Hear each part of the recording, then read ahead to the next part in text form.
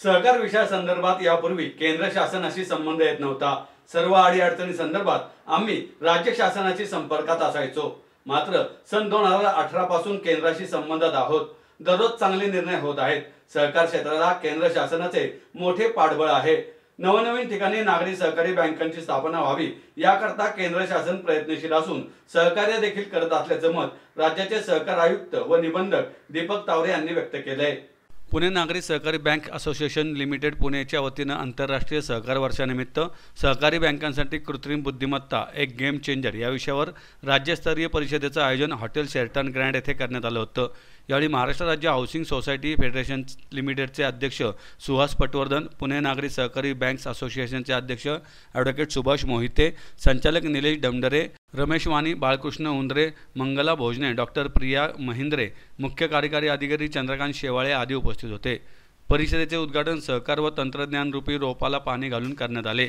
कार्यक्रमात सहकार क्षेत्रात अनेक वर्षापासून कार्यरत असलेले नवनियुक्त आमदार हेमंत रासने, पुणे बार असोसिएशनचे नवनियुक्त अध्यक्ष ॲडव्होकेट हेमंत झंजाड यांचा विशेष सन्मान करण्यात आला। महाराष्ट्रातील विविध भागातील 350 बँकांच्या प्रतिनिधींचा सहभाग या परिषदेमध्ये होता। दीपक तावरे म्हणाले, सहकारी बँकांची क्षमता केवळ आकड्यांमध्ये न मोजता त्याचे सोशल ऑडिट होणे गरजेचे आहे। सर्व प्रकारचे धोके पत्करून गरजूंना या बँका मदत करतात। यातून मोठ्या प्रमाणात सामाजिक कार्य उभे राहत आहेत। सहकारी बँकांची ही चांगली बाजू लोकांसमोर यायला हवी।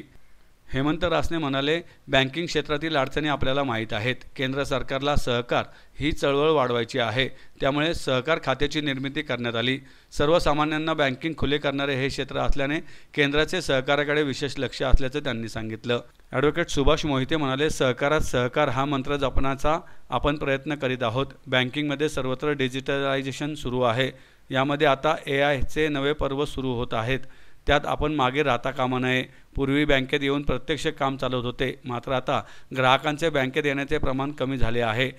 बँकेत न जाता बँकिंग करण्याची सवय झाली आहे। शाखा बँकिंग राहील की नाही हा प्रश्न देखील नागरी सहकारी बँकांचं अस्तित्व टिकवणे हा अशा परिषदांचा उद्देश असल्याचे त्यांनी सांगितले। 50,000 अपार्टमेंट्स आहेत। अपार्टमेंट्सला इतके वर्ष वाली नव्हतं, आम्ही त्याला अपार्टमेंट पण जोडून घेतले।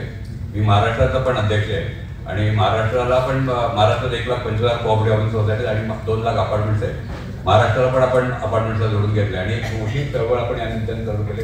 म्हणजे आम्ही आता काका कोयते काय किंवा जे काय आम्ही गेले बाला असतं माझे लहानपणचे मित्रच आहेत। माध्यमातून पुण्यात 1,000 flats no profit no loss वर बांधलेले आहेत। त्यामुळे सहकारची ताकद किती आहे मला कल्पना आहे। आणि आता रिडेव्हलपमेंट आणि सेल्फ डेव्हलपमेंट हे मोठं आव्हान आहे।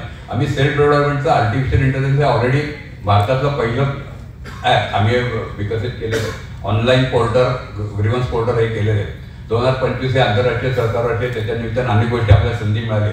सुदैवानं पुण्याला आमचे जे महापौर होते ते आत्ताच खासदार पण झाले, त्यांना पहिले 2 पॉवरफुल मिळाले आहेत, एव्हिएशन आणि सहकार। आणि आम्ही ज्यांना केंद्राला 2 वर्षापूर्वी सहकार मंत्रालयापूर्वी सेपरेट सहकार खातं कार्यालय काढलं आणि त्याच्यासाठी भरपूर गोष्टी आपल्याला मिळतात आणि याचा आपल्याला संधी आहे। पण आपल्याकडे ओरिजिनल इंटेलिजन्स आहे, आर्टिफिशियल इंटेलिजन्समुळे आपल्याकडे नोकऱ्या पिकतात। आम्ही बँकेला कॉम्प्युटराईजला सगळं मी युनियनमध्ये काम करायचो। आमच्या युनियनचा मी अध्यक्ष होतो।